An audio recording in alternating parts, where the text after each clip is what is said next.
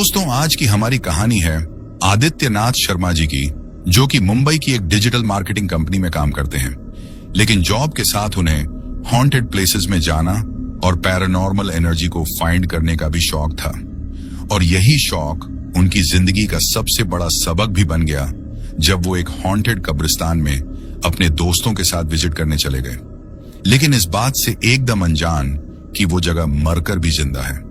तो चलिए अब ये कहानी हम उन्हीं के पॉइंट ऑफ व्यू से सुनते हैं। लेकिन उससे पहले मैं हमेशा की तरह आप सभी से एक बात कहना चाहता हूं कि आपने हॉरर कहानियां तो बहुत सुनी होंगी, लेकिन मुझे पूरा यकीन है कि आज की कहानी में आपको सच में डर का एहसास होने वाला है। और आप लोग कहानी तो सुन लेते हैं, लेकिन हम जैसे छोटे क्रिएटर्स को सपोर्ट नहीं करते हैं गाइज। इसलिए आप लोगों से निवेदन है कि अगर आप चैनल पर नए हैं तो चैनल को सब्सक्राइब करके बेल आइकन को जरूर से प्रेस कर लीजिए। और आप लोग कहां से हैं और आपका नाम क्या है कमेंट करके जरूर बताइएगा। तो चलिए अब बिना देरी के ये कहानी हम आदित्यनाथ जी के ही पॉइंट ऑफ व्यू से सुनते हैं। मेरा नाम आदित्यनाथ शर्मा है और उम्र 28 साल है। मुंबई में एक डिजिटल मार्केटिंग कंपनी में काम करता हूं। पैसे अच्छे हैं, लाइफ सेटल है और दोस्तों का ग्रुप भी अच्छा है। लेकिन मेरी एक खासियत है जो मुझे बाकियों से अलग बनाती है। मुझे हॉरर स्टोरीज का शौक है। बचपन से ही भूत प्रेत की कहानियां सुनने और पढ़ने का जुनून रहा है। यूट्यूब पर मेरा एक छोटा सा चैनल भी है, एडिटियर्स पैरानॉर्मल डायरीज। करीब 50,000 सब्सक्राइबर्स हैं। मैं हॉन्टेड प्लेसेस पर जाता हूं, वहां की कहानियां सुनाता हूं और अगर कुछ अजीब एक्टिविटी मिलती है तो उसे रिकॉर्ड करता हूं। अब तक मैं कई जगहों पर जा चुका हूं। मुंबई का डिसूजा चौल, पुणे का शनिवार वाड़ा फोर्ट, ठाणे की जीपी ब्लॉक की बिल्डिंग। लेकिन सच कहूं तो अब तक मुझे कभी भी कुछ भी रियल एक्सपीरियंस नहीं हुआ था।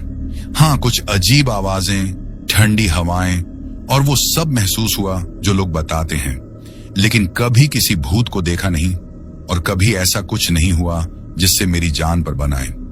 मैं हमेशा सोचता था कि शायद भूत प्रेत होते ही नहीं, शायद ये सब लोगों के दिमाग का खेल है, डर से पैदा होने वाले भ्रम हैं। मैं तो बस मनोरंजन के लिए ये सब करता था, थोड़ा थ्रिल के लिए। और हाँ, यूट्यूब से थोड़ी कमाई भी हो जाती थी। लेकिन वो रात 23 अक्टूबर 2024 की वो रात, जो कुछ भी मेरे साथ हुआ वो मेरी सारी सोच बदल गई। आज भी जब मैं उस रात के बारे में सोचता हूं तो मेरी रीढ़ की हड्डी में एक सिहरन दौड़ जाती है। मेरे हाथ कांपने लगते हैं, नींद में चीखकर उठ जाता हूं। उस रात के बाद मैंने अपना यूट्यूब चैनल बंद कर दिया और अब मैं किसी भी हॉन्टेड जगह पर नहीं जाता। अंधेरे से डरने लगा हूं, रात को अकेले बाहर नहीं निकलता। मेरे दोस्त कहते हैं कि मैं पैरानॉइड हो गया हूं, लेकिन उन्होंने वो नहीं देखा जो मैंने देखा। आज मैं जो कहानी आप लोगों को सुनाने जा रहा हूं वो सिर्फ एक कहानी नहीं है, बल्कि ये मेरा अपना अनुभव है, मेरी अपनी आप बीती है। ये वारसोली कब्रिस्तान की दास्तान है। आप सोच रहे होंगे कि ये वारसोली कब्रिस्तान कहाँ है। ये महाराष्ट्र के पालघर जिले में है, मुंबई से करीब 80 किलोमीटर दूर। वारसोली एक छोटा सा गांव है जो वसई के पास है। ये जगह बहुत ही शांत और सुनसान है। यहाँ ज्यादातर मुस्लिम आबादी रहती है। इस कब्रिस्तान के बारे में कई कहानियां मशहूर हैं। लोग कहते हैं कि यह कब्रिस्तान करीब 100 साल पहले से है। यहाँ हजारों लोग दफन हैं। लेकिन इस जगह की असली कहानी 1947 के बंटवारे के समय की है। बंटवारे के दौरान यहाँ बहुत खून खराबा हुआ था। दंगों में कई लोग मारे गए थे। उन मरने वालों की लाशें इसी कब्रिस्तान में दफनाई गई थीं, लेकिन वो इतनी ज्यादा थीं कि सबका सही से कफन दफन नहीं हो पाया। कहते हैं कि कई लाशें बिना नाम के, बिना पहचान के दफना दी गई थीं। उसके बाद से ही कब्रिस्तान में अजीब व गरीब चीजें होने लगी। लोगों ने यहां से गुजरते हुए अजीब आवाजें सुनी। किसी को सफेद परछाइयां दिखी। कोई कहता था कि उसे रोने की आवाज सुनाई दी। किसी ने एक औरत को कब्रों के बीच भटकते हुए देखा, जो फिर अचानक गायब हो गई। धीरे धीरे लोगों 1985 में एक ट्रक ड्राइवर रात को इसी रास्ते से गुजर रहा था, तो उसे अचानक सड़क पर एक बूढ़ा आदमी दिखा जो हाथ हिलाकर लिफ्ट मांग रहा था। ड्राइवर ने गाड़ी रोकी और उस बूढ़े आदमी को बैठा लिया। बूढ़े ने कहा कि उसे आगे गांव में उतार देना। लेकिन जब ट्रक कब्रिस्तान के सामने से गुजर रहा था तो बूढ़ा आदमी अचानक बोला कि मुझे यहीं उतार दो, मेरा घर यहीं है। ड्राइवर ने पीछे मुड़कर देखा तो उसकी चीख निकल गई। बूढ़े की जगह एक सड़ी गली लाश बैठी थी, जिसके चेहरे पर कीड़े रेंग रहे थे। वो ड्राइवर इतना डर गया कि उसने तुरंत गाड़ी रोकी और भागकर दूर चला गया। जब दूसरे दिन लोगों ने ट्रक को देखा तो उसकी सीट पर खून के धब्बे थे और एक बदबू आ रही थी जैसे कोई सड़ी हुई चीज हो। उस ड्राइवर को 1 हफ्ते तक अस्पताल में भर्ती रहना पड़ा था। यह कहानी हर कोई जानता था, लेकिन मैंने सोचा कि ये सब लोगों की बनाई हुई कहानियां हैं। मैं तो खुद जाकर सच्चाई जानना चाहता था। और फिर मैंने वो फैसला लिया जो मेरी जिंदगी की सबसे बड़ी गलती साबित हुआ। सितंबर 2024 का महीना था। मैं अपने चैनल के लिए नई जगहों की तलाश में था। एक दिन मेरे एक पुराने दोस्त फरहान ने मुझे फोन किया। फरहान पालघर में ही रहता है और वहां की सभी लोकल कहानियों को अच्छे से जानता था। उसने उत्साह से कहा कि यार आदित्य, तुझे एक बहुत बढ़िया जगह बता रहा हूं, वारसौली का कब्रिस्तान। यहां तो सच में भूत हैं यार, मैंने खुद अपनी आंखों से देखा है। मैंने हंसकर कहा कि अरे फरहान, तू भी इन बकवास कहानियों में विश्वास कर रहा है? वो बोला कि अरे नहीं यार, सच बता रहा हूं, मेरे चाचा के दोस्त के साथ कुछ हुआ था यहां। वो अब तक ठीक से बोल नहीं पाता। तू एक बार आकर देख ले, तेरे चैनल के लिए बेस्ट कंटेंट मिलेगा। फरहान की बात सुनकर मुझे दिलचस्पी हो गई। मैंने उससे और डिटेल्स पूछी तो उसने मुझे वारसोली कब्रिस्तान के बारे में सब कुछ बताया। वहां की कहानियां, वहां का इतिहास और वहां होने वाली अजीब घटनाएं। मैंने तुरंत तय कर लिया कि मुझे वहां जाना है, लेकिन अकेले नहीं। मैंने अपने 2 दोस्तों को बुलाया जिनका नाम रोहित और अमन था। रोहित मेरा बचपन का दोस्त था, बहुत बहादुर और एडवेंचरस टाइप का बंदा। वो हमेशा नई चीजें ट्राई करने को तैयार रहता था। और अमन थोड़ा डरपोक था, लेकिन अच्छा साथी था। वो फोटोग्राफी में अच्छा था, तो मैंने उसे कैमरामैन के तौर पर साथ रखने का सोचा। मैंने उन्हें अपना प्लान बताया कि यार 23 अक्टूबर को हम लोग वारसोली जा रहे हैं। वहां एक हॉन्टेड कब्रिस्तान है जहां रात को रुकेंगे और वीडियो बनाएंगे। रोहित तो तुरंत तैयार हो गया। चल यार, मजा आएगा, वैसे भी बहुत दिन हो गए किसी ट्रिप पर गए। लेकिन अमन थोड़ा हिचकिचाया, बोला कि यार कब्रिस्तान में रात को ये थोड़ा डेंजरस नहीं लग रहा? मैंने उसे समझाया कि अरे कुछ नहीं होगा, सब बकवास है, तू बस कैमरा संभाल लेना, बाकी मैं हूं ना। आखिरकार अमन भी मान गया और हम तीनों ने प्लानिंग शुरू कर दी। मैंने एक लिस्ट बनाई जिसमें कैमरा इक्विपमेंट्स, मेरा मेन कैमरा, अमन का DSLR और 2 गोप्रो, टॉर्च और लालटेन, पावर बैंक, स्लीपिंग बैग, खाना पीना, फर्स्ट एड किट और हाँ, एक आयरन रॉड, बस सेफ्टी के लिए। मैंने फरहान से कब्रिस्तान की पूरी लोकेशन और डिटेल्स ली। उसने मुझे वार्न किया कि यार आदित्य, सच में मत जा, वहां कुछ गड़बड़ है। लेकिन तू नहीं मानेगा तो एक बात बता रहा हूं कि वहां सूरज ढलने के बाद मत जाना, और अगर कोई तुझे आवाज दे तो मुड़कर मत देखना। मैंने हंसकर कहा कि हाँ भाई, नोट कर लिया। लेकिन मुझे नहीं पता था कि फरहान की ये बातें मेरे कितने काम आने वाली थी। आखिर वो तारीख आ ही गई जिसका हमें बेसब्री से इंतजार था। 23 अक्टूबर 2024, दिन बुधवार।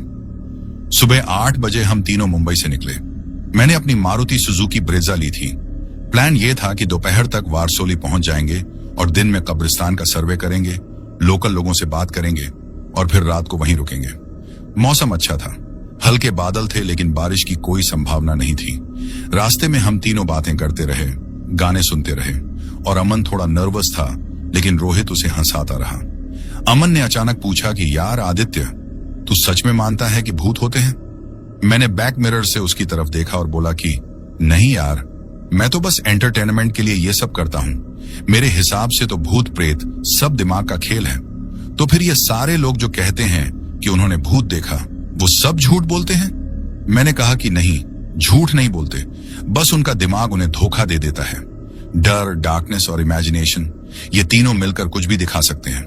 रोहित बोला कि लेकिन यार, इतने सारे लोग एक ही जगह के बारे में एक जैसी बातें कैसे बोलते हैं? मैंने कंधे उचकाए और बोला कि कलेक्टिव इमेजिनेशन, एक बंदा कुछ बोलता है, दूसरा उसमें कुछ ऐड करता है और धीरे धीरे एक पूरी कहानी बन जाती है। लेकिन मेरे दिल में एक छोटी सी आवाज थी जो कह रही थी, क्या सच में ऐसा है या तू खुद को बस समझा रहा है? दोपहर 12:30 बजे हम वसई पहुंच गए। यहां से वारसोली अभी 20 किलोमीटर दूर था। हमने एक ढाबे पर लंच लिया और वहां के मालिक से बात की तो पता चला कि वो भी वारसोली कब्रिस्तान के बारे में जानता है। उसने कहा कि साहब, वहां मत जाइए, वो जगह अच्छी नहीं है, खासकर रात को। मैंने पूछा कि ऐसा क्या है वहां? उसने आसपास देखा जैसे चेक कर रहा हो कि कोई सुन तो नहीं रहा। फिर धीरे से बोला, साहब, मेरे एक दोस्त का भाई था, उसे फोटोग्राफी का शौक था। 5 साल पहले वो वहां गया था रात को फोटो खींचने के लिए। जब सुबह उसकी लाश मिली तो उसके चेहरे पर ऐसा डर था जैसे उसने कोई बहुत भयानक चीज देखी हो। डॉक्टर्स ने कहा कि दिल का दौरा पड़ा है, लेकिन किसी को यकीन नहीं हुआ। ये सुनकर अमन का चेहरा सफेद पड़ गया। वो बोला कि यार आदित्य, चलो वापस चलते हैं। लेकिन मैंने उसे हिम्मत दी और कहा कि अरे ये सब बकवास है, चल अब हम इतनी दूर आ ही गए हैं। दोपहर 2 बजे हम वारसोली पहुंच गए। ये एक बहुत छोटा सा गांव था। पक्की सड़कें नहीं थीं, ज्यादातर कच्चे रास्ते थे। आसपास खेत थे, घर पुराने और टूटे फूटे से थे और लोग हमें अजीब नजरों से देख रहे थे। हमने गाड़ी एक छोटी सी दुकान के पास रोकी और एक बुजुर्ग से कब्रिस्तान का रास्ता पूछा। वो बुजुर्ग हमें सिर से पैर तक घूरता रहा। उसने पूछा कि तुम लोग कब्रिस्तान क्यों जाना चाहते हो। मैंने अपना कैमरा दिखाया और बोला कि अंकल, मैं यूट्यूब के लिए वीडियो बनाता हूँ, हॉन्टेड प्लेसेस पर। बुजुर्ग ने सिर हिलाया और एक लंबी सांस ली और बोला कि बेटे, तुम नहीं जानते वहां क्या है। मैं 70 साल का हूं, इसी गांव में पैदा हुआ, यहीं बड़ा हुआ और मैंने बहुत कुछ देखा है। उस कब्रिस्तान में वो है जो तुम सोच भी नहीं सकते। रोहित ने पूछा कि जैसे क्या। बुजुर्ग बोला कि 1978 की बात है। मेरे चचेरे भाई शरीफ की शादी थी। बारात रात को वापस आ रही थी और रास्ता उसी कब्रिस्तान के बगल से था। अचानक सबको एक औरत की आवाज सुनाई दी, मुझे बचाओ, मुझे बचाओ। आवाज कब्रिस्तान के अंदर से आ रही थी। शरीफ और कुछ लड़के अंदर गए, लेकिन वहां कोई नहीं था। तभी उन्हें एक कब्र के पास एक औरत दिखी, सफेद कपड़ों में, बाल खुले हुए। वो उनकी तरफ पीठ करके खड़ी थी। तभी शरीफ ने आवाज दी कि अम्मी, आप यहां क्या कर रही हो। वो औरत धीरे धीरे मुड़ी और जब उसने अपना चेहरा दिखाया तो बुजुर्ग इतना कहकर रुक गया। उसकी आंखें नम हो गईं। क्या हुआ था, मैंने पूछा। वो बोला कि उसका कोई चेहरा नहीं था बेटे, बस एक खोपड़ी थी जिसमें से कीड़े निकल रहे थे। शरीफ की एक तेज चीख निकली और वो भागने लगा। लेकिन वो औरत या वो जो भी थी, वो हवा में तैरती हुई उसके पीछे आई। बाकी लोगों ने भी देखा। वो चीज इतनी तेज थी कि 1 सेकंड में शरीफ के पास पहुंच गई। अगली सुबह हम लोगों ने शरीफ को ढूंढा तो वो एक पेड़ के नीचे बेहोश पड़ा था। जब वो होश में आया तो वो बोल नहीं पा रहा था। उसके बाल सफेद हो गए थे। 25 साल की उम्र में, और आज भी वो पागलखाने में है। ये कहानी सुनकर हम तीनों खामोश हो गए। मेरे मन में थोड़ा शक आने लगा था, लेकिन मैंने हिम्मत नहीं हारी। मैंने कहा कि अंकल, आप बस रास्ता बता दीजिए। बुजुर्ग ने इनकार में सिर हिलाया। मैं नहीं बताऊंगा, तुम लोग अपनी जान जोखिम में मत डालो। लेकिन तभी एक जवान लड़का आया। उसने सुन लिया था कि हम क्या पूछ रहे हैं। उसने कहा कि मैं बता तो दूंगा रास्ता, लेकिन मेरी एक शर्त है कि रात को 12 बजे के बाद वहां से निकल जाना और किसी भी आवाज का जवाब मत देना, चाहे वो कितनी भी जानी पहचानी क्यों ना लगे। हमने हामी भर दी। उस लड़के ने हमें रास्ता समझाया कि यहां से सीधे जाओ, फिर बाएं मुड़ना तो एक पुराना बरगद का पेड़ मिलेगा।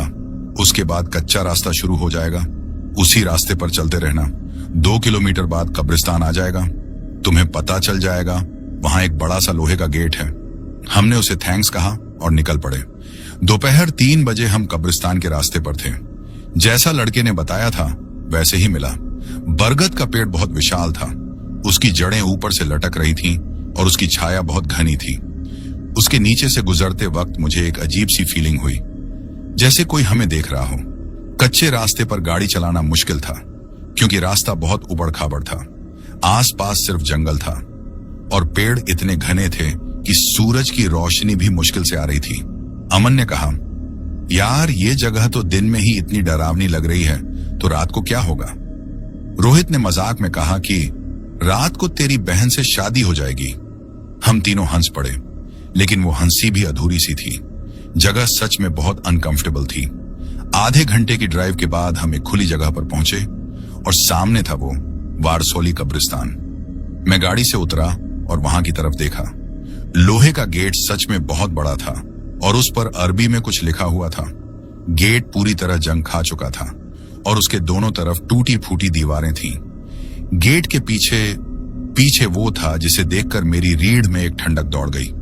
असंख्य कब्रें, जहां तक नजर जाती थी सिर्फ कब्रें ही कब्रें दिखाई दे रही थी। कुछ नई थीं, लेकिन ज्यादातर पुरानी थीं, टूटी फूटी, जिन पर घास फूस उगाई थी। दूर एक मस्जिद के अवशेष दिख रहे थे। उसकी मीनार आधी टूटी हुई थी। चारों तरफ पुराने पेड़ थे जिनकी शाखाएं अजीब तरीके से मुड़ी हुई थीं। सबसे अजीब बात यह थी कि वहां पूरी तरह से सन्नाटा था। कोई पंछी की आवाज नहीं, कोई हवा की सरसराहट नहीं, बस एक मरा हुआ सन्नाटा और वो खास तरह की गंध, मिट्टी, सीलन और कुछ ऐसा जिसे मैं पहचान नहीं पा रहा था। रोहित ने कहा कि यह तो बहुत बड़ा है यार, कितनी कब्रें होंगी यहां? हजारों, मैंने जवाब दिया। हमने इंट्रो शॉट लिया। मैं कैमरे के सामने खड़ा हुआ था और पीछे कब्रिस्तान का गेट था। हेलो दोस्तों, आदित्य हियर। आज हम हैं महाराष्ट्र के सबसे डरावने कब्रिस्तान में, जो कि वारसोली में है। यहाँ की कहानियां बहुत मशहूर हैं, जिस वजह से आज रात हम यहीं रुकने वाले हैं। गेट खोलने में मुश्किल हुई क्योंकि वो जंग के कारण अटका हुआ था। काफी जोर लगाने के बाद एक तेज कर्कश आवाज के साथ आखिरकार खुल 1947 में मरे थे, बंटवारे के साल। यार ये देखो, अमन ने एक तरफ इशारा किया। वहां करीब 50-60 कब्रें एक साथ थीं। सब पर एक ही साल लिखा था, 1947। ये वो लोग होंगे जो दंगों में मारे गए थे, मैंने कहा। हमने पूरे कब्रिस्तान का सर्वे किया। ये करीब 2 एकड़ में फैला हुआ था और पुरानी मस्जिद के पास एक कुआं था जो कि सूखा हुआ था। रोहित ने कहा कि यार यहां तो कुछ भी स्कैरी नहीं दिख रहा, बस पुराना कब्रिस्तान है। मैंने घड़ी देखी तो शाम के 5 बज रहे थे। मैंने कहा कि अभी दिन है, रात का वेट करो। हमने कब्रिस्तान के बीचों बीच एक जगह चुनी जहां हम रात बिताने वाले थे, एक बड़े पेड़ के नीचे। हमने वहां अपना सामान रखा। शाम के 6 बजे सूरज ढलने लगा और तभी पहली बार मुझे महसूस हुआ कि कुछ बदल रहा है। हवा चलने लगी थी, लेकिन यह कोई सामान्य हवा नहीं थी। ये ठंडी थी, बर्फ जैसी ठंडी, और इसमें एक अजीब सी सीटी की आवाज थी। अमन ने कहा कि यार ठंड क्यों बढ़ गई अचानक? मैंने थर्मामीटर देखा तो तापमान 18 डिग्री था। सुबह 28 डिग्री था। अचानक 10 डिग्री कैसे गिर गया? सूरज अब पूरी तरह डूब चुका था और अंधेरा उतरने लगा था। हमने अपनी लालटेन जलाई। रात 7 बजे पूरी तरह अंधेरा हो चुका था। चांद नहीं था आसमान में, बस तारे थे, लेकिन वो भी धुंधले से लग रहे थे। हमने खाना खाया। मैंने कैमरे चेक किए और गोप्रो हमने अलग अलग जगहों पर लगा दिए। रात 8 बजे मैंने अपना मेन कैमरा ऑन किया और बोलना चालू किया, तो दोस्तों अब रात हो चुकी है, तापमान भी अचानक गिर गया है और अब हम इंतजार कर रहे हैं। हम तीनों बैठकर बातें करने लगे। हम हंस रहे थे, मजाक कर रहे थे, लेकिन तभी रात के 9:15 बजे अचानक हम तीनों चुप हो गए। हमें एक आवाज सुनाई दी, दूर से, बहुत धीमी सी, जैसे कोई रो रहा हो। सुना तुमने? मैंने धीरे से पूछा। हमने ध्यान से सुना तो ये एक औरत की रोने की आवाज थी। इंशा, इंशा, किसी का नाम ले रही है, अमन ने कहा। उसकी आवाज कांप रही थी। मैंने टॉर्च उठाई और उस दिशा में रोशनी डाली जहां से वो आवाज आ रही थी, लेकिन वहां कुछ नहीं था, सिर्फ कब्रें और अंधेरा। आवाज आना बंद हो गई। मैंने कहा कि शायद किसी जानवर की आवाज होगी, हालांकि मुझे खुद यकीन नहीं था। हम फिर बैठ गए, लेकिन अब मजाक मजाक में नहीं, बल्कि सब सतर्क थे। रात के 9:45 बज रहे थे। रोहित पानी पीने के लिए उठा, तभी वो अचानक रुक गया। यार, उसने धीरे से कहा। उसकी आवाज में डर था। वो देखो, वो क्या है?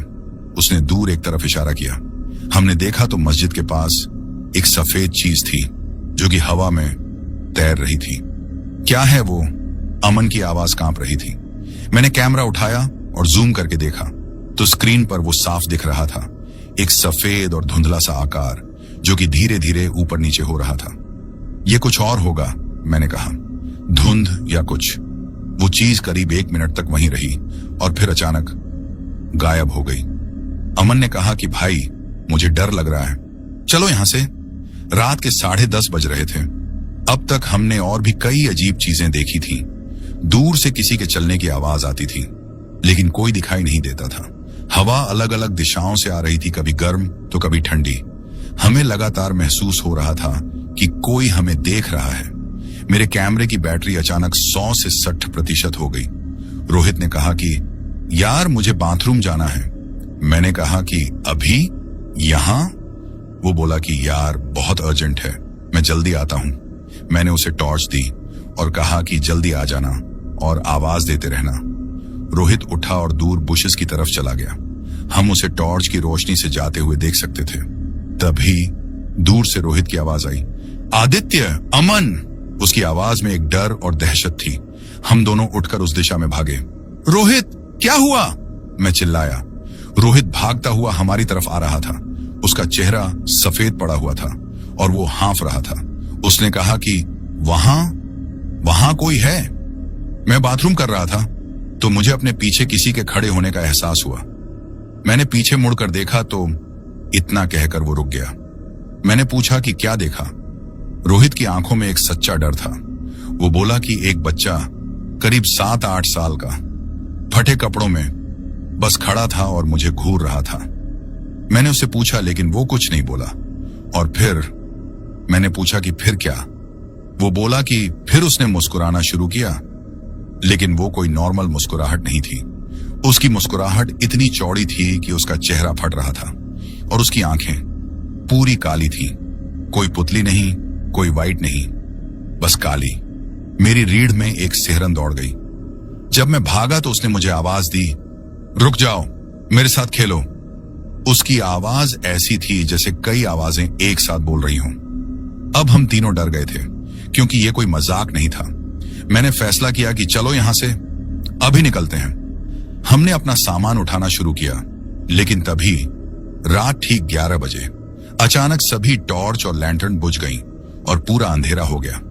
अमन की आवाज आई कि क्या हुआ? मैंने अपने मोबाइल की फ्लैशलाइट ऑन करने की कोशिश की, लेकिन वो काम नहीं कर रहा थी। फोन डेड था, हालांकि बैटरी 80% थी। रोहित ने कहा कि मेरा फोन काम नहीं कर रहा। मेरा भी, अमन बोला। हम तीनों अंधेरे में खड़े थे, सिर्फ तारों की हल्की रोशनी थी। और तभी हमने सुना किसी के पैरों की आवाज। चारों तरफ से कई लोग हमारे चारों तरफ चल रहे थे। हम तीनों एक दूसरे के पास आ गए और पीठ से पीठ लगाकर खड़े हो गए। कौन है वहां? मैंने चिल्लाकर पूछा, लेकिन कोई जवाब नहीं आया। बस पैरों की आवाज थी जो कि और करीब आती जा रही थी। अचानक हमें फुसफुसाहट सुनाई दी, कई आवाजें एक साथ। क्यों आए तुम यहां से जाने नहीं दोगे? तुम भी यहीं रहोगे हमारे साथ हमेशा के लिए? ये आवाजें करीब आ रही थी, बहुत करीब। और फिर एक और आवाज, एक औरत की, एक चीख इतनी तेज कि हमारे कान फटने लगे। हम तीनों ने अपने कान बंद कर लिए। चीख बंद हुई और अचानक सब लाइटें फिर से चालू हो गईं। हमने चारों तरफ देखा तो वहां कोई नहीं था, लेकिन हमारे चारों तरफ मिट्टी पर फुटप्रिंट्स थे, कई फुटप्रिंट्स नंगे पैरों के, जो कि हमारे बिल्कुल पास तक आए हुए थे, लेकिन कोई दिखाई नहीं दे रहा था। भाग यहां से, रोहित चिल्लाया। हमने अपना सामान वैसे ही छोड़ दिया और गेट की तरफ भागे। हम तीनों जितनी तेज भाग सकते थे भाग रहे थे, कब्रों के बीच से अंधेरे में। बार बार ठोकर खा रहे थे, गिर रहे थे, लेकिन रुक नहीं रहे थे। पीछे से वो आवाजें आ रही थीं, हंसी की आवाजें, बच्चों की, औरतों की, मर्दों की, सब एक साथ। और वो फुटस्टेप्स, वो भी पीछे थे, बहुत तेज, हमसे भी तेज। गेट दिख रहा है, मैंने चिल्लाया। लेकिन तभी हमारे सामने अचानक एक आकृति आ गई, एक औरत की जो कि सफेद कपड़ों में थी। उसके बाल उसके चेहरे पर गिरे हुए थे। वो बीच रास्ते में खड़ी थी। हम रुक गए। हटो रास्ते से, रोहित चिल्लाया। औरत ने धीरे धीरे अपना सिर उठाया, उसके बाल पीछे हटे और जो हमने देखा वो मैं कभी नहीं भूल सकता। उसका कोई चेहरा ही नहीं था, बस त्वचा थी चिपकी हुई। कोई आंख नहीं, कोई नाक नहीं, कोई मुंह नहीं, जैसे किसी ने उसका चेहरा ही मिटा दिया हो। अमन की चीख निकल गई, भागो! हमने साइड से उसे अवॉइड करने की कोशिश की, लेकिन वो औरत इतनी तेजी से आगे आई, उसकी स्पीड, 1 सेकंड में वो हमारे सामने थी। उसने अपना हाथ बढ़ाया, उसकी उंगलियां लंबी थीं, टेढ़ी मेढ़ी, नाखून काले थे और लगभग 6 इंच लंबे। वो अमन की तरफ बढ़ी। नहीं! मैं चिल्लाया और उस आयरन रॉड से उस पर वार किया तो रॉड उसके आर पार निकल गई, जैसे कि वो हवा हो। औरत ने एक अजीब सी आवाज निकाली, एक चीख और हंसी के बीच की कोई आवाज, और फिर वो गायब हो गई। भागो अभी, मैंने कहा। हम फिर से भागने लगे। गेट बस 50 मीटर दूर था। 40 मीटर, 30 मीटर, 20 मीटर। पीछे से आवाजें और तेज हो गई थी। अब ये चीखें थीं, कई लोगों की चीखें। 10 मीटर, तभी जमीन से हाथ निकले, सड़े गले हाथ, कब्रों से कई हाथ, और उन्होंने हमारे पैर पकड़ने की कोशिश की। नहीं, रोहित चिल्लाया और एक हाथ उसका पैर पकड़ने में सफल हो गया। मैंने उसका हाथ पकड़ा और खींचा, हाथ छूट गया। हम गेट तक पहुंचे। मैंने गेट को धक्का दिया तो गेट खुल गया। हम बाहर निकले और जैसे ही हम बाहर आए तो सब आवाजें बंद हो गईं और पूरा सन्नाटा। हम हाँफ रहे थे, घुटनों पर हाथ रखकर सांस लेने की कोशिश कर रहे थे। चलो गाड़ी तक, मैंने कहा। हम गाड़ी की तरफ भागे और मैंने इग्निशन ऑन की। इंजन स्टार्ट हुआ। Thank God. निकलो यहां से, अमन चिल्लाया। मैंने एक्सेलरेटर दबाया और गाड़ी आगे बढ़ी। लेकिन तभी बैक व्यू मिरर में मैंने देखा कि कब्रिस्तान के गेट पर दर्जनों फिगर्स खड़े थे, सफेद कपड़ों में। सब हमें देख रहे थे। उनकी आंखें जल रही थीं लाल रोशनी में, और सबसे आगे वो बच्चा था। वो मुस्कुरा रहा था, उसी अजीब चौड़ी मुस्कुराहट के साथ। मैंने गाड़ी और तेज चलाई। हम कच्चे रास्ते पर तेजी से जा रहे थे। पीछे देखना मत, रोहित ने कहा, लेकिन मैं खुद को रोक नहीं पाया। मैंने फिर से मिरर में देखा तो वो सब फिगर्स हवा में तैर रहे थे और हमारी तरफ आ रहे थे तेजी से। वो आ रहे हैं, मैंने चिल्लाया। गाड़ी की स्पीड 60 थी, लेकिन वो चीजें और तेज थी। अचानक गाड़ी की छत पर एक जोर का झटका लगा। धड़ाम, फिर से धड़ाम, छत पर कुछ है, अमन चिल्लाया। तभी विंडशील्ड के सामने एक चेहरा आ गया, उल्टा लटका हुआ। ये वही बच्चा था। उसकी काली आंखें हमें घूर रही थीं। उसका मुंह अजीब तरीके से खुला था और उसके दांत नुकीले थे। भाग यहां से, रोहित चिल्लाया। मैंने ब्रेक मारी और तुरंत एक्सेलरेटर पर जोर से पैर रखा। गाड़ी के सडन जर्क से वो चीज छत से फिसली और विंडशील्ड पर आ गिरी। फिर वो ग्लास पर अपने नाखूनों से खरोंचने लगा। एक भयानक आवाज और ग्लास पर दरारें पड़ने लगीं। अमन बोला कि ये ग्लास तोड़ देगा। अमन की आवाज में दहशत थी। मैंने गाड़ी लेफ्ट और राइट हिलाई जोर से ताकि वो चीज नीचे गिर जाए। आखिरकार वो चीज फिसली और गिर गई। मैंने पीछे नहीं देखा, बस भागता रहा। 5 मिनट, 10 मिनट, 15 मिनट। आखिरकार हम बरगद के पेड़ तक पहुंच गए। पक्की सड़क आ गई। मैंने फिर से मिरर देखा, कोई नहीं था पीछे। वो चीजें गायब हो चुकी थी।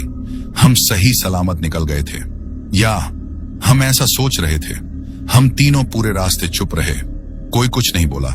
सबके दिमाग में वही सीन्स घूम रहे थे। रात 12:30 बजे हम वसई पहुंचे। मैंने गाड़ी एक पेट्रोल पंप पर रोकी क्योंकि हमें पानी चाहिए था। हम तीनों गाड़ी से उतरे। रोहित के हाथ अभी भी कांप रहे थे और की आंखें लाल थीं। यार, वो सब सच था क्या? अमन ने पूछा।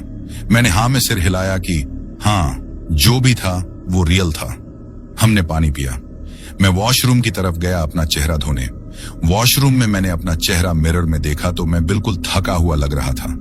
आंखों के नीचे डार्क सर्कल्स और चेहरे पर खरोंचें। मैंने पानी से चेहरा धोया, फिर से मिरर में देखा तो मेरी सांस रुक गई, क्योंकि मिरर में मेरे पीछे कोई खड़ा था, वही बच्चा। मैं तुरंत पीछे मुड़ा, लेकिन कोई नहीं था। मैंने फिर से मिरर देखा, लेकिन अब वहां भी कोई नहीं था। नहीं नहीं नहीं नहीं, मैं बड़बड़ाया कि मेरा दिमाग खराब हो रहा है। मैं जल्दी से बाहर निकला। हम गाड़ी में बैठे और मुंबई की तरफ चल पड़े। रास्ते में मैंने रेडियो चालू किया तो कोई गाना बज रहा था, लेकिन अचानक रेडियो में खरखराहट आने लगी और फिर वो बंद हो गया। बंद कर देना, रोहित ने कहा। मैंने बंद करने की कोशिश की, लेकिन बटन काम नहीं कर रहा था। रेडियो फिर से ऑन हुआ, लेकिन अब कोई गाना नहीं था, बस एक स्टैटिक नॉइज थी। और फिर उस नॉइज के बीच एक आवाज आई, आदित्य। यह सुनकर तो मेरा खून जम गया। वो आवाज फिर से आई कि आदित्य, तुम भाग नहीं सकते। रेडियो बंद करो, अमन चिल्लाया। मैंने रेडियो का वायर ही खींच दिया और रेडियो बंद हो गया। अब मेरे दिमाग में सिर्फ एक ही बात चल रही थी कि वो मेरा नाम कैसे जानता है। हम आगे बढ़ते रहे। रात के करीब 1:30 बज रहे थे। हाईवे पर बहुत कम गाड़ियां थीं। मैं 80 की स्पीड से जा रहा था, क्योंकि मुझे तो बस घर पहुंचना था। लेकिन तभी बैक व्यू मिरर में मैंने फिर से देखा कि पीछे की सीट पर कोई बैठा था, एक औरत सफेद साड़ी में, और उसका सिर नीचे झुका था। पीछे की सीट पर कोई है, मैंने धीरे से कहा। क्या? रोहित ने पीछे मुड़कर देखा और बोला कि कोई नहीं है यार। मैंने फिर से मिरर देखा तो वो अभी भी वहां थी। वहां है, मैं चिल्लाया और सडनली ब्रेक मारी। गाड़ी रोड के किनारे रुकी और हम तीनों ने पीछे देखा, लेकिन कोई नहीं था। यार तू ठीक तो है? अमन ने पूछा। तुझे कुछ दिख रहा है जो है ही नहीं? मैंने कहा कि नहीं, मैंने देखा वो वहां थी। रोहित ने मेरा कंधा पकड़ा और बोला कि आदित्य सुन, हम सब डरे हुए हैं, हमारे दिमाग ट्रिक्स खेल रहे हैं, बस काम डाउन, कुछ नहीं है। मैंने गहरी सांस ली और कहा कि हाँ तुम सही कह रहे हो। मैंने गाड़ी फिर से स्टार्ट की, लेकिन मेरे दिल में मुझे पता था कि यह कोई ट्रिक नहीं थी, बल्कि मैंने सच में कुछ देखा था, और वो चीज हमारे साथ थी। रात 3 बजे हम मुंबई पहुंच गए। मैं और रोहित अंधेरी में रहते थे और अमन बांद्रा में। हमने पहले अमन को छोड़ने का फैसला किया। बांद्रा में अमन के बिल्डिंग के सामने हमने गाड़ी रोकी। यार आज के बाद मैं कभी किसी हॉन्टेड प्लेस पर नहीं जाऊंगा, अमन ने कहा। नेवर। मैं भी नहीं जा रहा, मैंने कहा। अमन गाड़ी से उतरा, लेकिन उतरने से पहले उसने कुछ देखा और बोला कि यार तुम्हारी गाड़ी की छत पर यह क्या है? हमने ऊपर देखा तो छत पर खरोंच के निशान थे, बहुत गहरे निशान। रोहित ने कहा कि ये उस बच्चे के निशान हैं जब वो छत पर चढ़ा था। हमने ध्यान से देखा तो वो सिर्फ रैंडम खरोंच नहीं थे, बल्कि उनमें एक पैटर्न था, वर्ड्स थे और अरबी में कुछ लिखा था। मैंने अमन से पूछा कि अमन तू अरबी पढ़ सकता है क्या? अमन ने ध्यान से देखा तो उसका चेहरा सफेद पड़ गया। वो बोला कि इसमें लिखा है कि हम आएंगे तुम्हारे लिए बहुत जल्द। एक ठंडी सिहरन मेरी रीढ़ में दौड़ गई। मैंने पूछा कि क्या मतलब है इसका? वो बोला कि मुझे नहीं पता, लेकिन जो भी है अच्छा नहीं है। तुम लोग सावधान रहना और किसी मौलवी साहब से मिलना, शायद वो कुछ मदद कर सकें। और इतना कहकर अमन चला गया। रोहित ने कहा कि चल अब मुझे भी ड्रॉप कर दे। अब हम अंधेरी की तरफ चल पड़े और करीब 15 मिनट में हम रोहित के घर पहुंच गए। रोहित ने कहा कि सोने से पहले लाइट्स जरूर जला के रखना, और कोई अजीब आवाज सुनो तो मुझे फोन करना। रोहित गाड़ी से उतरा और चला गया। मेरा फ्लैट यहां से बस 10 मिनट की दूरी पर था। मैं वहां पहुंचा और पार्किंग में गाड़ी लगाई। रात का सन्नाटा था, सिर्फ कुछ दूर पर कुछ डॉग्स भौंक रहे थे। मैं अपनी बिल्डिंग के एंट्रेंस की तरफ बढ़ा, लेकिन तभी मुझे एक अजीब फीलिंग हुई, जैसे कोई मुझे फॉलो कर रहा हो। मैंने पीछे मुड़कर देखा तो वहां कोई नहीं था। मैंने खुद से कहा कि काम डाउन आदित्य। मैं अंदर गया और लिफ्ट का बटन दबाया। लिफ्ट आई, दरवाजा खुला, लेकिन लिफ्ट अंदर से खाली थी। मैं अंदर गया और चौथे मंजिल का बटन दबाया। दरवाजा बंद होने लगा, लेकिन बंद होने से ठीक पहले मुझे लगा कि किसी ने लिफ्ट में हाथ डाला है। डोर फिर से खुल गया, लेकिन बाहर कोई नहीं था। मैंने सोचा कि शायद सेंसर फॉल्ट होगा। डोर फिर बंद होने लगा और फिर से खुल गया। लगातार 3 बार ऐसा हुआ, और चौथी बार डोर बंद हुआ तो मैंने झट से क्लोज बटन दबाया तो लिफ्ट ऊपर जाने लगी। First floor, second floor. तभी अचानक लिफ्ट रुक गई और लाइट्स भी बंद हो गई। मैं अब अंधेरे में था। मैंने सोचा कि ग्रेट, अब यहां फंस गया। मैंने अपना फोन निकाला फ्लैश लाइट जलाने के लिए, लेकिन फोन में बहुत स्ट्रेंज चीज दिख रही थी और स्क्रीन पर ग्लिचेस आ रहे थे। और फिर स्क्रीन पर एक मैसेज टाइप होने लगा, खुद ब खुद। हेलो आदित्य। मेरे हाथ से फोन गिर गया और तभी लिफ्ट में मुझे एक ब्रीदिंग साउंड सुनाई दी, जैसे कोई मेरे साथ था। अंधेरे में मैं लिफ्ट की वॉल से सट गया। मेरी सांसें अब तेज हो गई थी। मैंने पूछा कि कौन है? ये बोलते हुए मेरी आवाज कांप रही थी। कोई जवाब नहीं आया, बस वो ब्रीदिंग साउंड, और वो करीब आ रहा थी। ब्रीदिंग साउंड अब मेरे बहुत पास आ गई, जैसे कोई मेरे बिल्कुल सामने खड़ा हो। तभी मुझे हवा का एक झोंका महसूस हुआ मेरे चेहरे पर, और फिर एक ठंडा स्पर्श मेरे गाल पर, जैसे किसी ने छुआ हो। मैंने चीख मारी और उसी पल लिफ्ट फिर से चालू हो गई। लाइट्स जल गईं, लेकिन लिफ्ट में कोई नहीं था, सिर्फ मैं था। 4th floor. डोर खुला और मैं तुरंत बाहर निकला। मेरा फ्लैट राइट साइड में था। मैं दौड़ा, चाबी निकाली, दरवाजा खोला, अंदर घुसा और दरवाजा बंद करके लॉक किया और दरवाजे से टिक गया। मेरा पूरा शरीर पसीने से भीगा हुआ था। मैंने खुद को समझाया कि अब मैं घर में सेफ हूं, अब कुछ नहीं होगा। मैंने लाइट्स जलाई तो फ्लैट खाली था और सब कुछ नॉर्मल था। मैं सीधा अपने बेडरूम में गया और बेड पर गिर गया। मैंने सोचा कि बस सो जाता हूं, सुबह सब नॉर्मल हो जाएगा। लेकिन मैं कितना गलत था। मैं बेड पर लेटा हुआ था, आंखें बंद कर ली, लेकिन नींद ही नहीं आ रही थी। उस कब्रिस्तान के सीन्स बार बार दिमाग में आ रहे थे। घड़ी में 4:15 बज रहे थे और सुबह होने में अभी देर थी। मैंने करवट बदली। साइड टेबल पर पानी की बोतल रखी थी। मैंने उठकर पानी पिया। तभी मेरे बेडरूम के डोर से एक आवाज आई, नॉक नॉक नॉक। मैं फ्रीज हो गया। मैंने सोचा कि कौन होगा इस समय। मेरे साथ कोई नहीं रहता, मैं अकेला रहता हूं। नॉक की आवाज फिर से आई, नॉक नॉक नॉक। मैंने पूछा कि कौन है, लेकिन कोई जवाब नहीं आया। मैं बेड से उठा और धीरे धीरे डोर की तरफ बढ़ा। डोर के पास गया और पीप होल से बाहर देखा तो बाहर कोई नहीं था। बाहर का हॉल एकदम खाली था। मैंने सोचा कि शायद कोई नेबर होगा जो गलती से नॉक कर गया होगा। मैं वापस बेड की तरफ मुड़ा, लेकिन तभी मुझे एक चीज दिखी जो मेरा खून जमा देने के लिए काफी थी। बेडरूम की विंडो खुली हुई थी और मुझे अच्छी तरह से याद था कि मैंने उसे बंद किया था, क्योंकि मैं हमेशा विंडोज बंद करके सोता हूं। मैं विंडो की तरफ गया और बाहर देखा। 4th फ्लोर था और नीचे खाली पार्किंग लॉट दिख रहा था। मैंने विंडो 1 बंद की और लैच लगा दी और जैसे ही वापस मुड़ा तो मेरी चीख निकल गई, क्योंकि बेडरूम के दरवाजे पर वो खड़ी थी, वही औरत, सफेद साड़ी में और बाल चेहरे पर। लेकिन अब वो मेरे बेडरूम के अंदर थी। मैं वॉल से टकराया, पीछे हटने की जगह नहीं थी। वो औरत अब धीरे धीरे अपना सिर उठाने लगी। उसके बाल साइड में हटे, लेकिन इस बार उसके चेहरे पर फीचर्स थे, आंखें, नाक, मुंह, लेकिन वो सब गलत थे। आंखें बहुत बड़ी थीं, कंप्लीटली ब्लैक, नाक टेढ़ी थी, मुंह एक साइड फटा हुआ था चीक तक, और वो मुस्कुरा रही थी उस फटे हुए मुंह से। आदित्य, उसने कहा। उसकी आवाज कई आवाजों का मिक्सचर थी, जैसे मैन, वुमेन, चिल्ड्रन, सब एक साथ बोल रहे थे। वो बोली कि तुम हमारी जगह आए, हमें डिस्टर्ब किया।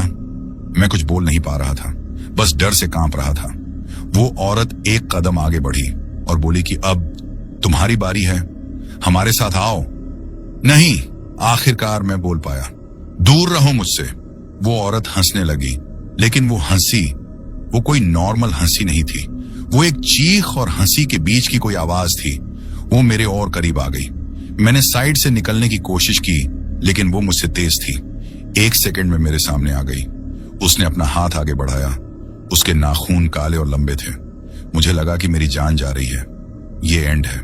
लेकिन तभी मेरी नजर साइड टेबल पर पड़ी। वहां एक हनुमान जी की मूर्ति रखी थी, जो कि मेरी मां ने दी थी प्रोटेक्शन के लिए।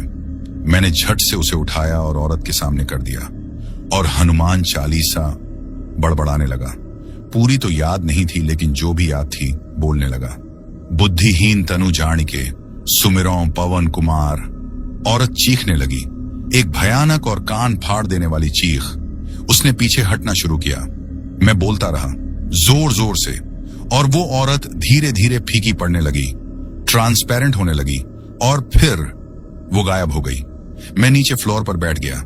मेरा पूरा शरीर कांप रहा था और मैं रो रहा था, लेकिन मुझे पता था कि ये एंड नहीं था। वो भी वापस आएगी और वो सब भी वापस आएंगे। अब मुझे हेल्प चाहिए थी, अर्जेंट। सुबह 5:30 बजे मैं अपने फ्लैट से बाहर निकला। पूरी रात नहीं सोया था, बस हनुमान चालीसा रिपीट करता रहा। मैंने रोहित को फोन किया और बोला कि यार, मेरे घर भी वो आई, वो औरत, वो सब मेरे पीछे हैं। क्या? रोहित की आवाज में डर था। यार तू ठीक है? मैंने कहा कि नहीं, हमें मदद चाहिए, किसी ऐसे पर्सन की जो इन चीजों से डील कर सके। उसने मुझसे कहा कि तू अमन को फोन कर, उसके अंकल एक मौलवी साहब को जानते हैं। मैंने अमन को कॉल किया। उसने अपने अंकल से बात करवाई तो उसके अंकल ने एक मौलवी साहब का नंबर दिया, मौलवी इमरान साहब का। वो माहिम में रहते थे। मैंने उन्हें कॉल किया और सब कुछ बताया। कुछ देर तक तो वो साइलेंस रहे और फिर बोले कि बेटा, तुमने बहुत बड़ी गलती की है। वो कब्रिस्तान, वहां बहुत पुरानी रूहें हैं, नाराज रूहें। तुम वहां गए, तुमने उन्हें डिस्टर्ब किया, इसीलिए अब वो तुम्हारे पीछे आ गई हैं। मैंने कहा कि तो अब मैं क्या करूं? वो बोले कि तुम मेरे पास आओ अभी, मैं तुम्हारी मदद करूंगा, लेकिन टाइम बहुत कम है। आज रात से पहले तुम्हें प्रोटेक्ट करना होगा, वरना। मैंने पूछा कि वरना क्या? वो बोले कि वरना वो तुम्हें ले जाएंगी हमेशा के लिए। ये सुनकर मेरे हाथ पैर ठंडे पड़ गए। सुबह 7 बजे हम तीनों मुहिम में मौलवी इमरान साहब के घर पहुंचे। वो एक बुजुर्ग शख्स थे, सफेद दाढ़ी, सफेद कपड़े और आंखों में एक अजीब सी गहराई। वो बोले कि आओ बेटा, अंदर आओ। हम सब अंदर गए। घर बहुत सादा सिंपल था और दीवारों पर कुरान की आयतें लिखी हुई थी। मौलवी साहब ने हम तीनों को गौर से देखा और बोले कि तुम तीनों पर उनकी छाया है। मैं देख सकता हूं, तुम्हारे आसपास नेगेटिव एनर्जी है, बहुत स्ट्रांग। तो क्या हम बच सकते हैं? अमन ने पूछा। मौलवी जी बोले कि हाँ, लेकिन ये आसान नहीं होगा। जो रूहें तुम्हारे पीछे हैं वो बहुत पुरानी हैं। 1947 के दंगों में मारे गए लोग, उनकी मौत बहुत पेनफुल थी, इसलिए उनकी रूहें अशांत हैं। उन्होंने एक पॉज लिया और फिर बोले कि लेकिन सबसे खतरनाक वो औरत है। वो कोई सामान्य रूह नहीं है, वो एक जिन्न है। जिन्न? रोहित ने पूछा। वो बोले कि हाँ, जिन्न एक तरह की एंटिटी है जो कि बहुत पावरफुल है। वो कब्रिस्तान में रहती है और उन अशांत रूहों को कंट्रोल करती है, और जब कोई उसकी जगह पर जाता है वो उसे टारगेट बना लेती है। मौलवी साहब ने एक ओल्ड नोटबुक दिखाई। उसमें कुछ ड्राइंग्स थी, स्ट्रेंज सिंबल्स, अरबिक टेक्स्ट की। 1985 में भी ऐसा हुआ था। एक फोटोग्राफर वहां गया था, वो जिन्न उसके पीछे आई थी। हमने उसे बचाने की कोशिश की, लेकिन देर हो गई थी। तीसरी रात तक वो उसे ले गई।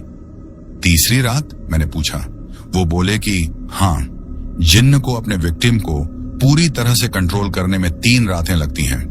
पहली रात वो अपनी प्रेजेंस दिखाती है, दूसरी रात वो फिजिकली कांटेक्ट करती है, तीसरी रात वो अपने विक्टिम को अपने साथ ले जाती है फॉरएवर। उनकी ये बात सुनकर मेरा दिल तेजी से धड़कने लगा, क्योंकि मेरे साथ कल रात वो आई थी मेरे बेडरूम में और उसने मुझे छूने की भी कोशिश की। मौलवी साहब का चेहरा गंभीर हो गया। वो बोले कि तो फिर आज दूसरी रात है और कल तीसरी रात होगी, तो हमारे पास सिर्फ 1 रात बची है। अमन की आवाज में दहशत थी। मौलवी जी बोले कि हाँ, लेकिन घबराओ मत, मैं तुम्हें प्रोटेक्ट करूंगा, लेकिन तुम्हें एग्जैक्टली वो करना होगा जो मैं कहूं। मौलवी साहब ने हमें कुछ चीजें दी। पहली चीज तावीज दी और बोले कि इसे हमेशा पहने रहना, उतारना मत। दूसरी चीज एक पवित्र जल और बोले कि इसे अपने घर के हर कोने में छिड़कना। और तीसरी चीज कुछ कुरान की आयतें और बोले कि जब भी कुछ अजीब महसूस हो तो ये पढ़ना। और चौथी चीज थी नमक। बोले कि अपने घर के सभी एंट्रेंसेस पर सॉल्ट की लाइन बनाना। और सबसे इंपॉर्टेंट, आज रात तुम तीनों को एक साथ रहना होगा, अकेले बिल्कुल भी मत रहना। मैंने पूछा कि लेकिन क्या हम उससे हमेशा के लिए छुटकारा पा सकते हैं? मौलवी साहब ने सिर हिलाया कि हाँ, लेकिन उसके लिए तुम्हें वापस जाना होगा। मैंने पूछा कि वापस कहां? वो बोले कि वारसौली कब्रिस्तान, उस जिन्न को वहीं डिस्ट्रॉय करना होगा। नहीं, मैं चिल्लाया, मैं वापस नहीं जा सकता। मौलवी बोले कि अगर तुम नहीं गए तो वो हमेशा तुम्हारे पीछे रहेगी और तुम्हें जिंदगी भर डर में जीना होगा, और आखिर में वो तुम्हें ले ही जाएगी। हम तीनों ने एक दूसरे की तरफ देखा। मौलवी बोले कि सोच लो, लेकिन जल्दी सोचो। अगर वापस जाना है तो कल रात, तीसरी रात से पहले। हम बाहर आए। अमन ने पूछा, तो क्या सोचा है फिर? मैंने गहरी सांस ली और बोला कि मैं नहीं जा सकता वापस। रोहित ने कहा कि लेकिन यार, अगर हम नहीं गए तो हम जिंदगी भर इसी डर में जीते रहेंगे, और ये कोई जिंदगी नहीं है। वो सही कह रहा था। मैंने कहा कि मुझे सोचने दो। आज रात हम तीनों मेरे फ्लैट पर रहेंगे एक साथ, और कल डिसाइड करेंगे। शाम 6 बजे हम तीनों मेरे फ्लैट में थे। हमने मौलवी साहब की दी हुई सभी चीजों की तैयारी कर ली थी। पवित्र जल छिड़का, सॉल्ट की लाइंस बनाई और तवीज पहन लिए। हमने लाइट सब जला दी और टीवी रेडियो चालू रखा, क्योंकि साइलेंस नहीं चाहिए थी। हमने खाना मंगवाया और खाते समय भी तीनों साथ में थे। रात के 9 बज गए थे और अब तक सब नॉर्मल था। शायद मौलवी साहब की चीजें काम कर रही हैं, मैंने कहा, लेकिन मैं कितना गलत था। रात के 10 बज गए, तभी अचानक टीवी में डिस्टर्बेंस आने लगी। स्क्रीन पर स्टैटिक इमेजेस, और फिर वो बंद हो गया। मैंने रिमोट से ऑन बटन प्रेस किया तो टीवी फिर चालू हुआ, लेकिन अब उस पर ब्लैक स्क्रीन थी और उस ब्लैक स्क्रीन पर कुछ दिख रहा था। एक सिलुएट, एक औरत की, धीरे धीरे क्लियर हो रही थी। रोहित चिल्लाया कि टीवी बंद करो। मैंने ऑफ बटन प्रेस किया तो टीवी बंद हो गया, लेकिन स्क्रीन अभी भी ग्लो कर रही था और उस ग्लो में वो औरत क्लोजर आ रही थी स्क्रीन के अंदर से। अमन बोला कि यह कैसे संभव है। ये बोलते हुए अमन की आवाज कांप रही थी। औरत की आकृति स्क्रीन के बिल्कुल पास आ गई और उसका हाथ स्क्रीन से बाहर निकलने लगा। वर्सेस पढ़ो, मैंने चिल्लाया। हम तीनों ने जोर जोर से वर्सेस पढ़ना शुरू किया। औरत चीखी और उसका हाथ वापस अंदर चला गया। स्क्रीन का ग्लो फेड होने लगा और फिर सब कुछ एकदम से नॉर्मल हो गया। हम तीनों हाँफ रहे थे। रात के 11 बज गए थे। अब हमें अलग अलग जगहों से आवाजें आने लगी। किचन से बर्तन गिरने की आवाज, बाथरूम से नल खुलने की आवाज और बेडरूम से किसी के चलने की आवाज। लेकिन हम तीनों लिविंग रूम में बैठे थे। रोहित ने कहा कि इग्नोर करो, वो हमें बस डरा रही है। आवाजें बढ़ती जा रही थी और अब खिड़कियों पर दस्तक की आवाजें, दरवाजे पर स्क्रैचिंग की आवाजें और फिर लाइट्स बुझने लगी एक एक करके। अब लिविंग रूम में सिर्फ एक लाइट ही बची थी और वो भी फ्लिकर कर रही थी। नहीं नहीं नहीं नहीं, अमन बड़बड़ाने लगा। तभी आखिरी लाइट भी बुझ गई और अब पूरा अंधेरा हो गया था। हम तीनों एक दूसरे के पास आ गए, बिल्कुल सट कर। तभी कोई है, एक आवाज आई, किसी बच्चे की। मेरे साथ खेलोगे? वो बच्चा। वर्सेस, मैंने फुसफुसाया। हम लोग फिर से वर्सेस पढ़ने लगे, लेकिन इस बार वो काम नहीं कर रहे थे। आवाजें और बढ़ गईं, चीखें, हंसी, रोना, सब एक साथ। और फिर हमने महसूस किया कि कोई हमारे साथ था, रूम में बहुत करीब। हम तीनों की सांसें रुक गईं और अचानक लाइट्स फिर से चालू हुईं और हमने देखा कि हमारे चारों तरफ वो सब खड़े थे। दर्जनों लोग, फटे कपड़ों में, एकदम खून से सने हुए। कुछ के चेहरे आधे कटे हुए थे, कुछ के हाथ पैर टूटे हुए थे और सब के सब हमें ही घूर रहे थे। ये वो लोग थे जो 1947 में मारे गए थे। उनकी रूहें, और उन सब के बीच वो जिन्न औरत खड़ी थी। उसने अपना हाथ आगे बढ़ाया और बोली कि आज दूसरी रात है, कल तुम सब मेरे होगे। हम तीनों चीख नहीं सकते थे, बस डर से फ्रीज हो गए थे। औरत हमारे पास आई, उसकी उंगली मेरे माथे को छूने वाली थी, लेकिन तभी मेरे गले में जो तवीज था वो अचानक गर्म हो गया, बहुत गर्म, और वो औरत चीखी और पीछे हटी। तावीज, रोहित चिल्लाया, वो काम कर रहा है। हम तीनों ने अपने तावीज को हाथ में पकड़ा और आगे की तरफ किया। सभी स्पिरिट्स पीछे हटने लगी और उस औरत ने एक आखिरी बार हमें देखा। उसकी आंखों में गुस्सा था। उसने कहा कि कल तुम नहीं बच पाओगे, और फिर वो सब गायब हो गए। लाइट स्टेबल हो गईं, सारी आवाजें बंद हो गईं और अब हम तीनों फ्लोर पर बैठ गए, हांफते हुए और रोते हुए। अमन रो रहा था कि हम नहीं बचेंगे, कल रात वो हमें ले जाएगी। रोहित ने कहा कि नहीं, हम बचेंगे, लेकिन उसके लिए हमें वापस जाना होगा उस कब्रिस्तान में और उस जिन्न को खत्म करना होगा। मैंने अपना सिर हिलाया कि नहीं, मैं नहीं जा सकता। रोहित ने मेरा कंधा पकड़ा और बोला कि आदित्य, अगर हम नहीं गए तो हम मर जाएंगे। क्या तू ऐसी जिंदगी चाहता है? मैं एकदम चुप रहा। मौलवी साहब ने कहा था कि अगर हम तीनों साथ रहें तो हम स्ट्रांग हैं, और अगर हम साथ में वहां जाएं एक प्लान के साथ तो हम जीत सकते हैं। मैंने उन दोनों की तरफ देखा, मेरे सबसे अच्छे दोस्त। मैंने एक गहरी सांस ली। मैंने कहा कि ठीक है, हम कल रात आखिरी बार जाएंगे और इस बार हम पूरी तरह से प्रिपेयर्ड रहेंगे। अगली सुबह 7 बजे हम सीधे मौलवी साहब के पास गए। मैंने कहा कि हम जाना चाहते हैं वारसोली आज रात, लेकिन हमें आपकी मदद चाहिए। मौलवी साहब ने सिर हिलाया कि मुझे पता था कि तुम यही फैसला लोगे। वो हमें एक कमरे में ले गए। वहां बहुत सारी चीजें रखी थी, पुरानी बुक्स, स्क्रोल्स, एम्यूलेट्स। मौलवी जी बोले कि जिन्न को डिस्ट्रॉय करना बहुत मुश्किल है, लेकिन इम्पॉसिबल नहीं। हर जिन्न की एक वीकनेस होती है। इस जिन्न की वीकनेस उसकी कब्र है। मैंने पूछा कि कब्र? वो बोलेगी हाँ, वो जिन्न उस कब्रिस्तान से कनेक्टेड है, किसी खास कब्र से। अगर तुम उस कब्र को ढूंढ लो और उसे प्रॉपरली कॉन्सेक्रेट कर दो तो उस जिन्न का पावर खत्म हो जाएगा। मौलवी साहब ने अपनी पुरानी नोटबुक खोली। उसमें एक मैप था। उन्होंने एक जगह पर उंगली रखी और बोले कि यहाँ इस पुरानी मस्जिद के पीछे एक बड़ा बरगद का पेड़ है और उसके नीचे एक कब्र है बिना नाम की। उस कब्र में 1920 में एक औरत को दफनाया गया था, लेकिन कहते हैं कि वो औरत जिंदा दफनाई गई थी, गलती से। मेरी रीढ़ में सिहरन दौड़ गई।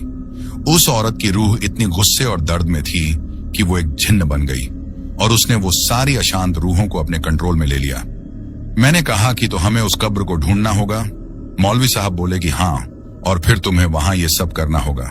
मौलवी साहब ने हमें कुछ चीजें दी, पवित्र जल की 3 बॉटल्स, और बोले कि इसे उस कब्र के चारों तरफ छिड़कना होगा। एक सर्कल बनाना होगा।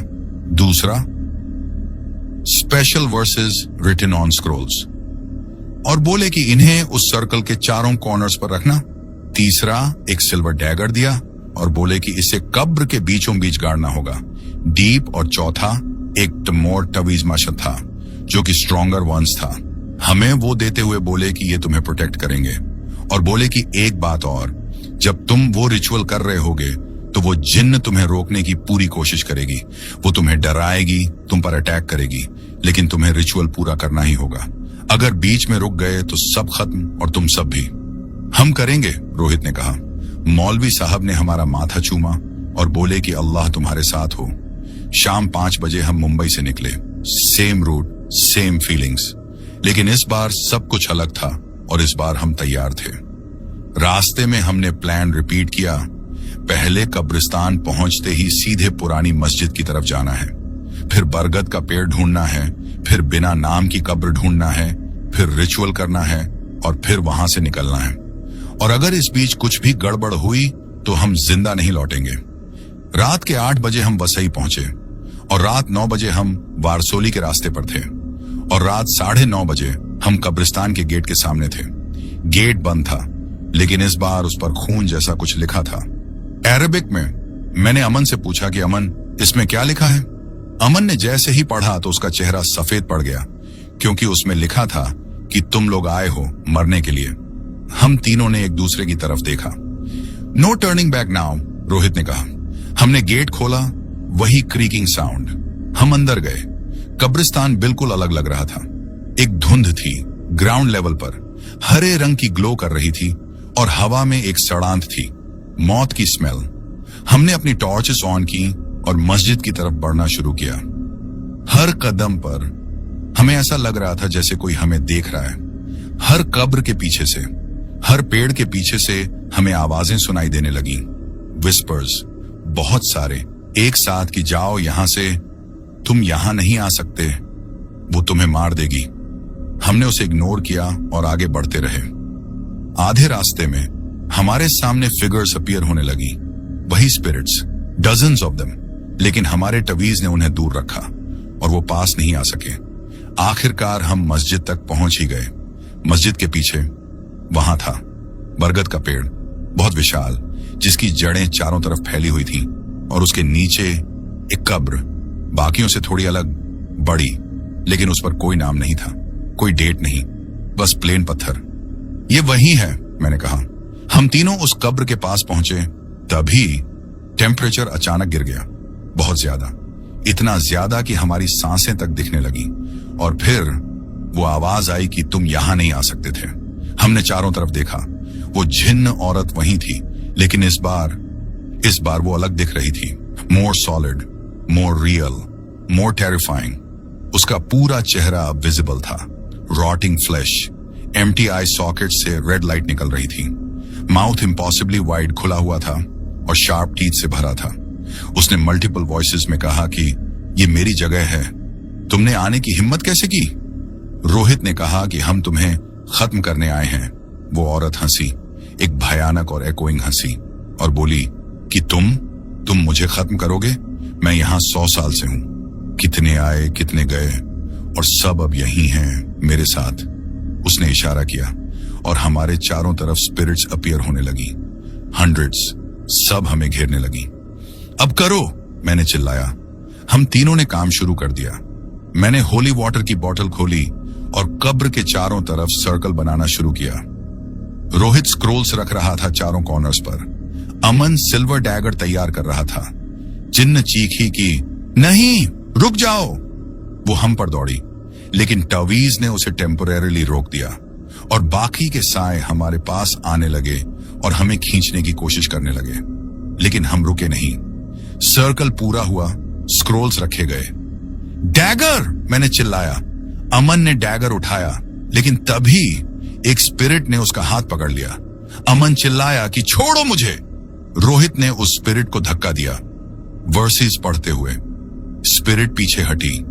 अमन ने डैगर कब्र के सेंटर में पोजीशन किया, लेकिन तभी औरत जिन्न ने उसे पकड़ लिया और उसके लॉन्ग स्केलेटल फिंगर्स अमन की गर्दन के चारों तरफ थे। नहीं, मैं चिल्लाया। मैंने बिना सोचे वो आयरन रॉड उठाया और जिन्न पर वार किया और इस बार रॉड उसे टच किया। कॉन्सिक्रेटेड प्लेस होने की वजह से वो अब फिजिकल रूप से थी। उसने चीखकर अमन को छोड़ दिया। अभी, मैंने कहा। अमन ने पूरी ताकत से डैगर को कब्र में गाड़ा, डीप जितना पॉसिबल था, और फिर जिन्न ने एक भयानक चीख मारी, इतनी तेज कि हमारे कान फटने लगे। ग्राउंड हिलने लगी, पेड़ हिलने लगे, जिन्न का शरीर क्रैक होने लगा और उसमें से लाइट निकलने लगी, ब्राइट बर्निंग लाइट। वो चिल्लाई कि नहीं, ये नहीं हो सकता, मैं यहां हमेशा के लिए हूं। लेकिन वो गलत थी। उसका शरीर पीसेस में टूटने लगा और हर पीस लाइट में डिसॉल्व हो रही थी और साथ में सारी स्पिरिट्स भी फेड होने लगी। वो चीखें, वो विस्पर्स, सब धीरे धीरे शांत होते गए और आखिरकार कंप्लीट साइलेंस। अब वो जिन्न गायब हो चुकी थी और सारी स्पिरिट्स भी गायब हो चुकी थी। बस हम तीनों ही थे कब्रिस्तान में। हम तीनों फ्लोर पर गिर गए, एग्जॉस्टेड लेकिन जिंदा थे। हो गया? अमन ने पूछा। मैंने चारों तरफ देखा तो तापमान सामान्य हो गया था और वो धुंध भी गायब हो चुकी थी और हवा साफ थी। मैंने कहा कि हाँ, हो गया। रोहित हंसने लगा, एक रिलीफ की हंसी कि हम बच गए, हम सच में बच गए। हम तीनों एक दूसरे को हग किया, रोते हुए, हंसते हुए। अब हम जीत गए थे। हम जल्दी से कब्रिस्तान से बाहर निकले और इस बार हमें कोई नहीं रोक रहा था, कोई आवाज नहीं और कोई स्पिरिट्स नहीं। हम गाड़ी तक पहुंचे और तुरंत निकल पड़े। पूरे रास्ते हम सब के सब चुप रहे, शायद प्रोसेस कर रहे थे जो हुआ था। रात 12 बजे हम मौलवी साहब के घर पहुंचे। हमने आवाज लगाई तो उन्होंने दरवाजा खोला और हमें देखते ही मुस्कुरा दिया। उन्होंने कहा कि तुम लौट आए, मुझे पता था। हमने उन्हें सब बताया और उन्होंने ध्यान से सुना और बोले कि तुमने बहुत बहादुरी दिखाई कि उस जिन्न को फ्री कर दिया। अब वो शांति से रह सकेगी और वो सारी रूहें भी। फ्री? मैंने पूछा।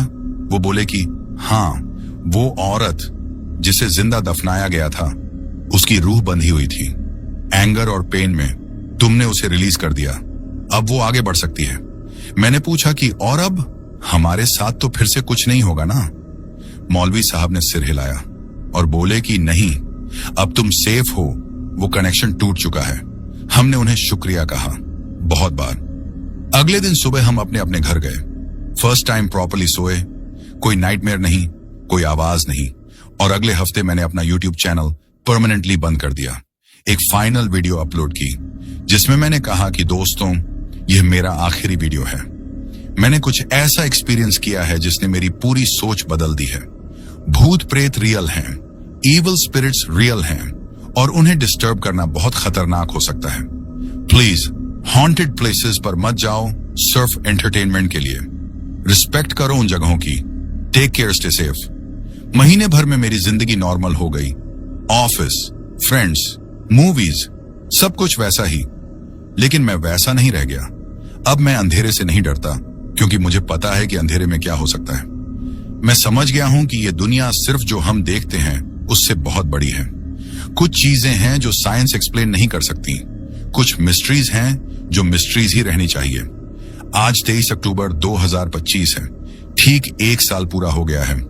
मैं, रोहित और अमन आज कैफे में मिले हैं और हम हर महीने मिलते हैं। यार 1 साल हो गया, अमन ने कहा। Feels like yesterday.